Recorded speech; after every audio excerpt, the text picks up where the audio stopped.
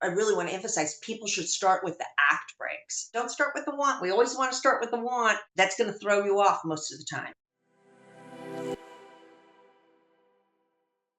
One of the things I always get pushback on with a lot of students is when I start bringing up, emotional elements and you talked about how the story is the flaw and the emotional wound is the flaw.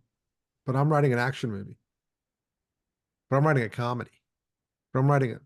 And they don't seem to understand that you can take whatever genre you want, but you gotta have this emotional baseline going in every story for it to work. Do you ever have any difficulty getting people to understand that?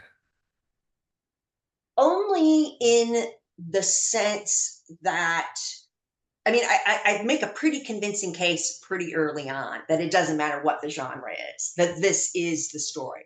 So unless someone just completely disagrees with the entire philosophy of the nutshell technique and something, then um, they're actually pretty quickly they see what I'm saying.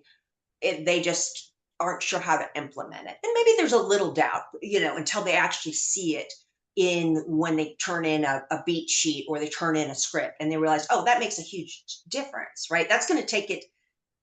I thought it was all about action and explosions and this fun thing that no one's ever done before.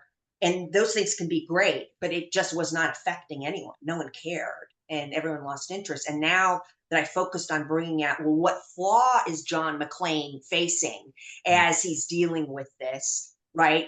That makes it the compelling story that we care about. yeah. No, it's, some of the examples you use are so beneficial, like you brought up Tootsie. You take someone who doesn't respect women and you make them be a woman. Yeah, Like, how much more clear could that be that he's gonna learn something from that experience? yeah, You know, yeah. other ones are not so easily identifiable. Hmm, You hmm. talk about that in the book. You talk about, like, you gotta work at this. You can't this isn't something where you're gonna read it and go, "Okay, the whole world is clear to me now." It is something that is there, and you've gotta start, you said digging for a different reason, but you gotta also start digging to find these patterns throughout all the different movies that you see going on.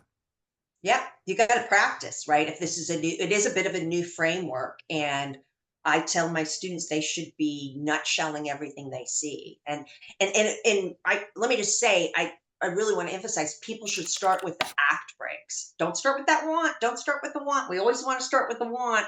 That's going to throw you off most of the time. Most movies are not like Tootsie, where you guess the want and that drives everything. Act breaks should jump out at us.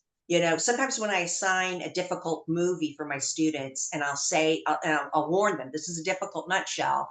But if you are confused, I want you to turn to your spouse who you're watching this with and ask them, what is this movie about? And what is the climax? Mhm.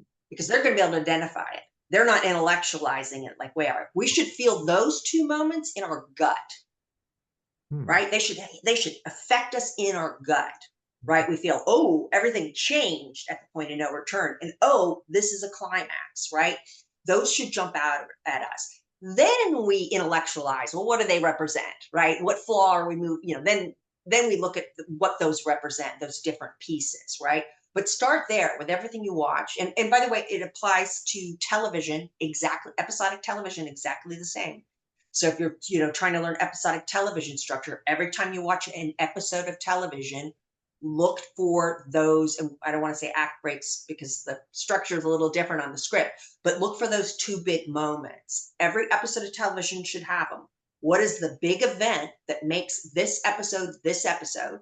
And if it hadn't happened, it would have been some other show or not this show. And what is the climax of that episode? So that should be in every single episode, should be in every single feature film, as long as it's telling a story. Little caveat there. There are some, it's not very common, but there are some movies that don't tell a story, like a movie, some of Richard Linklater's movies like Slacker and Boyhood, are more, about slices of life Mhm. than they're about a story. But the vast majority of movies and TV shows are stories, right? So look for those, and it will help you to realize, oh, I didn't realize I could have a climax that involves this. So yeah, you should study it if you really want to master structure.